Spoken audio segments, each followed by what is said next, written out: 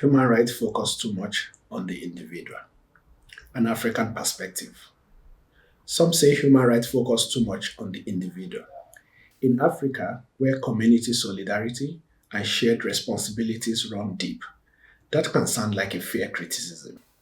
But our own traditions, laws, and development visions tell a more nuanced story, one where the individual and the community are not in competition, but in balance. In African philosophy, the person is never just an isolated being. We are part of families, cultures, and communities. Ubuntu captures this beautifully. I am because we are. This doesn't mean the individual disappears into the group. Every person still has dignity, rights, and a voice. But those rights are exercised within and in relationship to the wider community. International human rights law, shaped in Western liberal traditions, has historically placed strong emphasis on the individual. African leaders saw the need to rebalance this.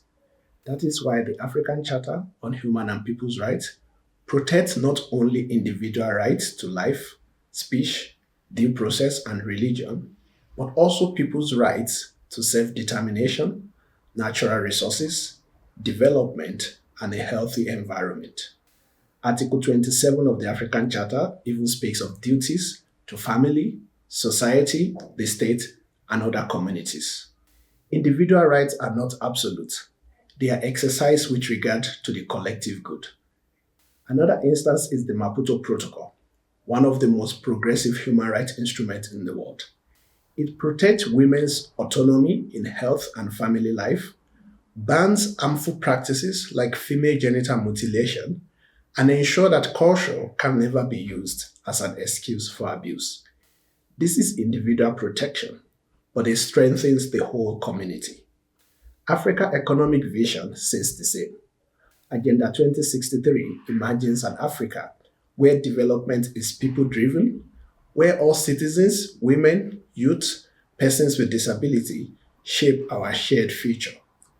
This means protecting individual rights like property ownership, access to education, and the freedom to trade, because these rights empower people to innovate and contribute to the society. The right to development in the African Charter is a collective right. It is about lifting entire communities. But for development to be real, it must include individual voices, protect personal freedoms, and ensure no one is left behind. When individuals thrive, the whole community prosper. So do human rights focus too much on the individual? In Africa, we have taken a different path, one that protects personal dignity, honors community values, and links them together in pursuit of shared prosperity. Because dignity is not only about what we hold as individuals, it is about how we live together, care for one another, and shape the future we all share.